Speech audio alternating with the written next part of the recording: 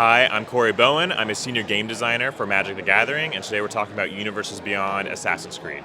So, Corey, how fun was it to get to design an Assassin's Creed set for Magic the Gathering? Yeah, it was a lot of fun. Assassin's Creed is a huge universe with so many different games, so many different characters. I love solving the problem of like how do we take a universe we haven't worked with and adapt it into Magic. And so adapting a bunch of assassins that like to assassinate and kill and all that kind of stuff into Magic, which has like a huge diversity of colors and moralities, I thought that puzzle was really fun and challenging. So when Magic comes to you and says, "Okay, we're doing an Assassin's Creed set. We need you to design it." Where do you start? What's your starting point?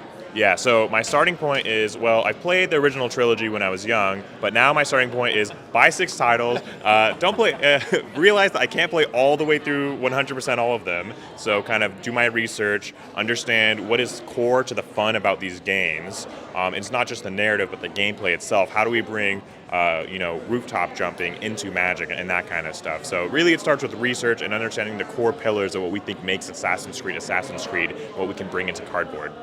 Now, do you start with mechanics and abilities and creatures that just are numbers and abilities, or do you start with, Ezio, or do you start with Hidden Blade, or whomever? Yeah, generally we'd start with concepts. So we'd be like, okay, let's figure out all the characters we want to bring in, and let's our tier 1 characters, stuff we obviously know we want, our tier 1 concepts, our tier 1 items, stuff like that. And while we're brainstorming that, we're writing down Ezio, we're already kind of thinking, okay, we think Ezio might be able to do this. Hidden Blade, I have a great idea. It probably is going to be a surprise kind of equipment card. So it's a little bit of both. And then as we research further, kind of the mechanics emerge from what we think we're missing or what we think we need to express more of. Now, you guys have a ton of mechanics in Magic. It's, decades and decades of mechanics.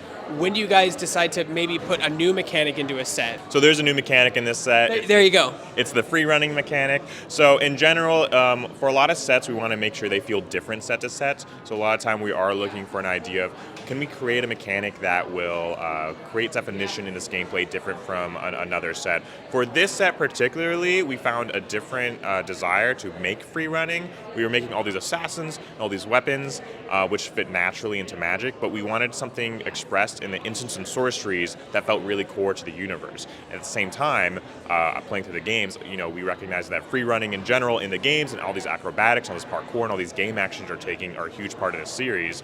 So we kind of married those two problems. Hey, we need something on instants and sorceries, and hey, we need something to represent these high acrobatic actions you're doing. Let's make a mechanic that we can put on instants and sorceries that will represent those game actions. Can you talk about how you work with Ubisoft when designing the game to make sure their requirements are being met as well? Yeah, so every partner we work with is completely different. They all have different desires, all different needs, and we have a team of people who will talk directly to those partners for us.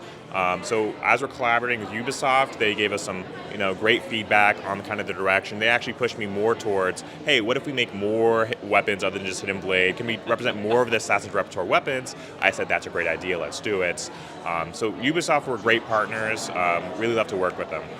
So, you guys have a lot of product at launch, which is great. It's a good entry point. But as a designer, a lot of thought goes into those pre-made decks. Can you talk about some of the challenges when you're making a deck for someone to just pick up off the shelf as opposed to just buying booster boxes? Yeah, so it's insane.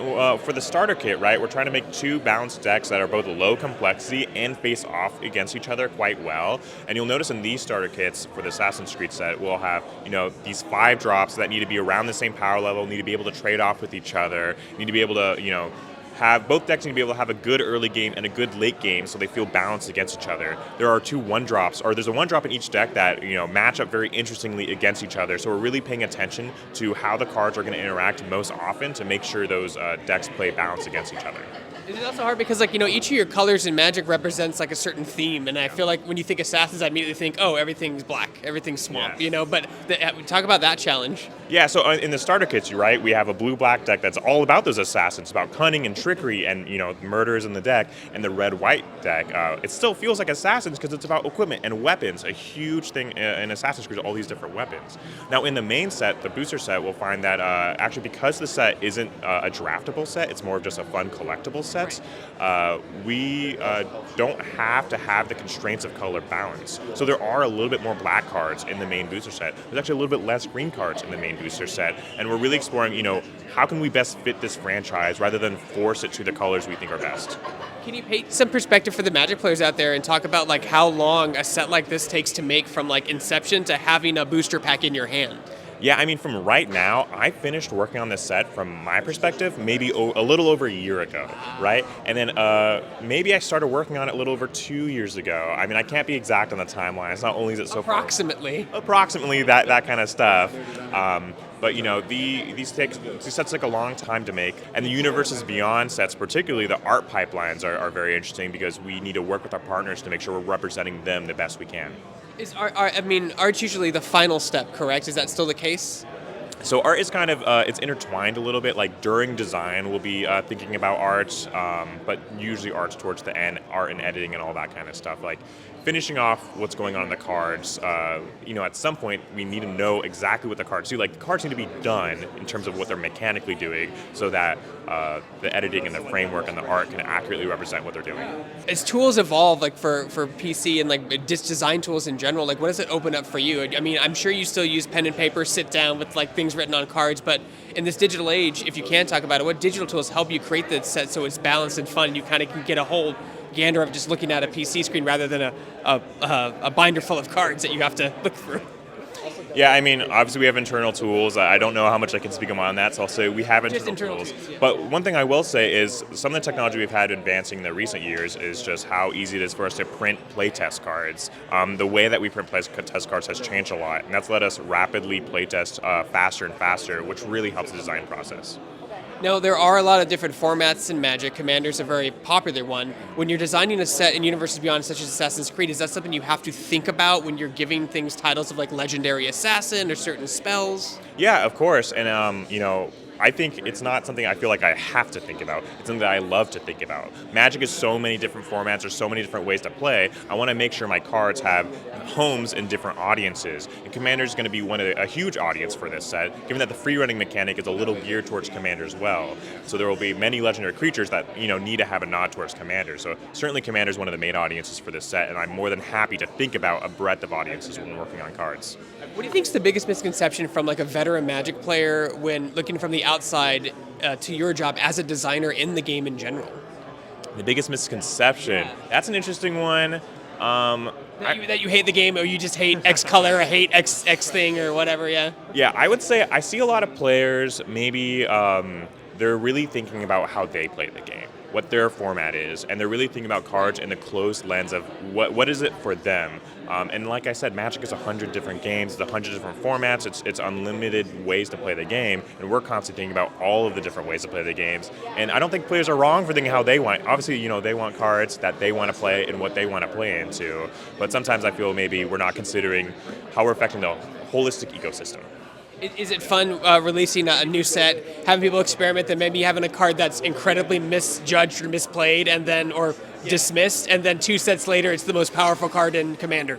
Yeah, I've seen that a lot. A lot of sets I've worked on, it's like I read the Reddit comments, so sorry, maybe I shouldn't, and then a month passes, and you're like, wait a minute, I think this is a cool card actually. It's like, well, I told you you should have trusted me.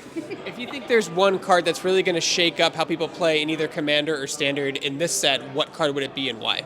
One card that I think are going to shake up, I would say keep an eye on the historical characters, whether it be Leonardo or Cleopatra or Mary Reardon Anne Bonny. I think those cards are designed with a lot of love and passion for the game. So when does the Assassin's Creed Universes Beyond set come out, and where can people go to find more information about it? Yeah, it comes out at July 5th, and I assume you can Google it because I don't know.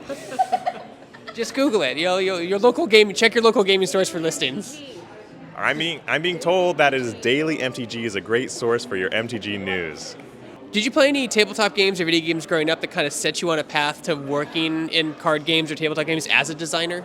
Yeah, very interestingly, when I was turning maybe 17 or 18, all my friends, like in 1 week, decided, let's start playing Dungeons and Dragons. And then almost in the next few days, like, actually, we're like in a store buying books, let's also start playing Magic the Gathering. So almost in one full sweep, I like completely committed to tabletop games. And then, that was in high school. I went to college for game design in general. And then immediately after that, I started working at Wizards. So really, a slippery slope for me. I started playing Dungeons and Dragons, and suddenly I'm here at Wizards.